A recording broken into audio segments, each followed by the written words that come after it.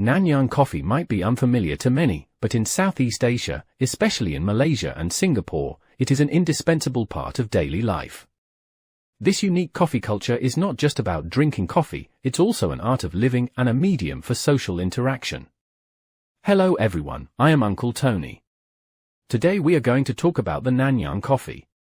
Nanyang Coffee refers to coffee beverages found in Malaysia, Singapore, Indonesia, and Thailand. Its history dates back to the 19th century, when British colonizers introduced coffee plantations to the Malay Peninsula. Over time, the locals began to modify the brewing methods according to their tastes and cultural habits, gradually forming what we now call a Nanyang coffee.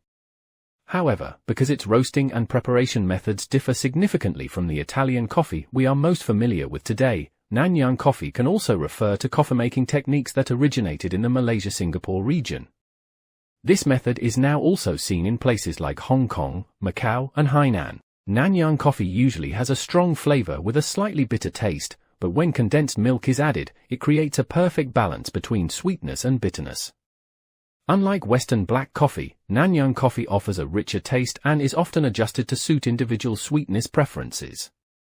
Nanyang coffee is often called Kopi O or Kopi C. These names come from Hokkien dialect pronunciation.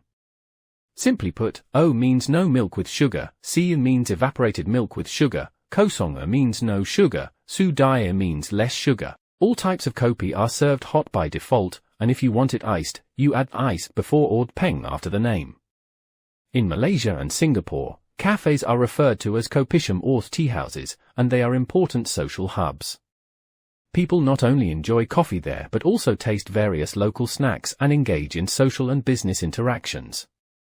This unique flavor, along with the relaxed social atmosphere, has made it a hallmark of Southeast Asian culture. Some locals in Singapore, Malaysia, and Thailand enjoy dipping youtiao, fried dough sticks, into coffee or pairing the coffee with local breakfasts like toast spread with kaya, coconut jam, or even adding a slice of salted butter into the coffee.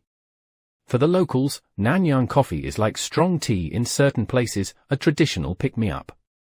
This is also reflected in the takeaway method, where the coffee is poured directly into a plastic bag with a straw. Italian coffee beans are usually roasted in drum roasters, where the roaster needs to understand the flavor profile of each bean origin and create roasting curves accordingly, ensuring the chemical reactions in the beans occur at the right temperature to bring out the most complex flavors.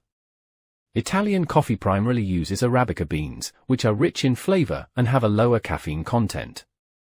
In contrast, Nanyang coffee primarily uses Robusta beans from Indonesia. Instead of using high-end roasting equipment, Nanyang coffee is roasted in large pans, with ingredients such as salt, sugar, corn, butter, and margarine added during the process, resulting in sticky beans with a charred aroma. The addition of different ingredients gives each region its unique taste. In some variations, corn is added to the coffee beans during roasting.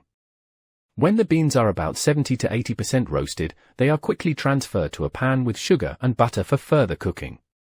The sugar gives the coffee a caramel flavor, and the butter makes the texture richer and smoother. The process continues until each bean is evenly coated with syrup, at which point they turn a glossy black. The key step is cooling because the added sugar makes the bean sticky when cooled. Therefore, during rapid cooling, the beans must be constantly stirred to keep them separated.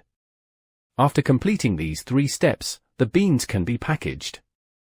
The beans' inherent aroma, combined with the caramel, also extends their shelf life. Although time-consuming and labor-intensive, the effort is worth it for a cup of coffee like this. Nanyang coffee is usually brewed with a tool called a flannel filter, which is a cloth-like filter that can be hung over a cup. During the brewing process, more coffee grounds are used than for Italian coffee. First, the ground coffee is placed in the filter, and then hot water is slowly poured in, allowing the coffee to steep and release its rich aroma fully. Finally, the mixture is filtered. Some coffee shops repeat the filtering process several times to achieve a rich, full-bodied flavor. With globalization, Nanyang coffee is also making its way around the world. Today, you can find authentic Nanyang coffee in cafes in major cities worldwide. At the same time, modern coffee lovers and baristas are experimenting with combining Nanyang coffee with other brewing methods to create new coffee experiences. If you like this video, don't forget to give it a thumbs up, subscribe, and hit the notification bell to stay updated on all our latest content. Got questions or ideas for future topics? Drop them in the comments, I'd love to hear from you. I am Uncle Tony. See you later.